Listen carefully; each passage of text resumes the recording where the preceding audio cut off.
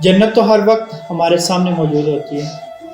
امام شافعی رحمۃ اللہ کے زمانے میں ایک خلیفہ نے اپنی بیوی کو عجیب طریقے سے طلاق دے دی، اور یہ طلاق بعد ازاں فقہ کا بہت بڑا مسئلہ بن گئی۔ بادشاہ اپنی ملکہ کے ساتھ بیٹھا تھا کہ ہنسی مذاق میں اس نے ملکہ سے پوچھ لیا کہ تمہیں میری شکل کیسی لگتی ہے۔ ملکہ جو بادشاہ کی عزیز ترین بیگم تھی، وہ مذاق کے موڈ میں بولی، مجھے آپ شکل سے جہنمی لگتے ہیں۔ یہ فقرہ سننے کے بعد بادشاہ کو غصہ آ گیا اور بولا، میں اگر جہنمی ہوں تو تمہیں 3 طلاقیں دیتا ہوں۔ ملکہ نے یہ سنا تو اس نے رونا پیٹنا شروع کر دیا۔ بادشاہ کو بھی کچھ دیر بعد اپنی غلطی کا احساس ہو گیا۔ اگلے دن بادشاہ سلامت نے ملک کے تمام علماء، مفتی صاحبان اور اماموں کو دربار میں بلا لیا اور ان سے پوچھا کہ کیا اس طریقے سے میری طلاق ہو چکی ہے؟ سب کا باری باری یہی کہنا تھا کہ ہاں، آپ کی طلاق ہو چکی ہے، اور شریعت کی روشنی سے ملکہ عالیہ اب آپ کی زوجہ نہیں رہی۔ لیکن اس محفل میں ایک نوجوان مفتی بھی موجود تھے۔ وہ ایک طرف ہو کر بالکل خاموش بیٹھے رہے۔ بادشاہ نے ان سے بھی یہی سوال پوچھا تو انہوں نے عرض کیا، جناب یہ طلاق نہیں ہوئی، کیونکہ آپ نے مشروط طور پر کہا تھا کہ اگر میں جہنمی ہوں تو میں تمہیں 3 طلاقیں دیتا ہوں، اور ابھی تک یہ طے نہیں ہوا کہ آپ جہنمی ہیں کہ نہیں ہیں۔ آپ کو اگر کوئی شخص جنتی ہونے کی ضمانت دے دے تو آپ کی یہ طلاق نہیں ہوگی۔ بادشاہ سلامت نے جوشیلے انداز میں پوچھا، لیکن مجھے اس چیز کی ضمانت کون دے گا؟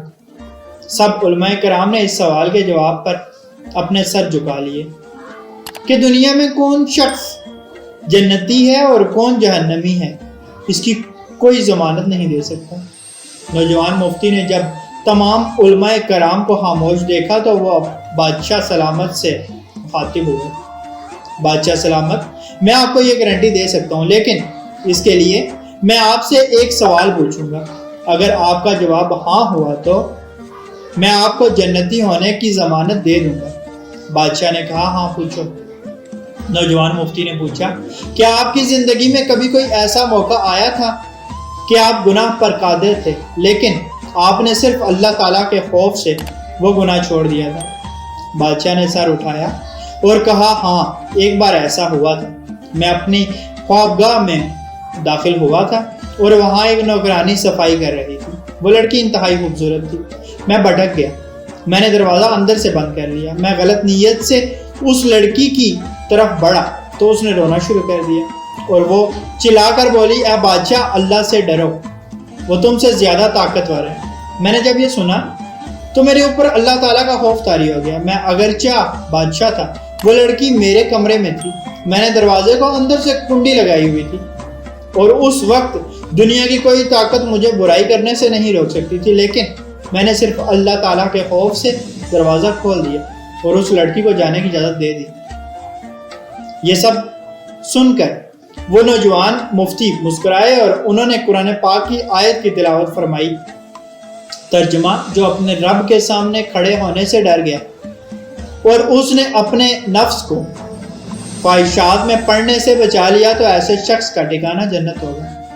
اس کے بعد نوجوان نے بادشاہ سلامت سے کہا، میں آپ کو ضمانت دیتا ہوں کہ آپ جنتی بھی ہیں اور آپ کی طلاق بھی نہیں ہوئی۔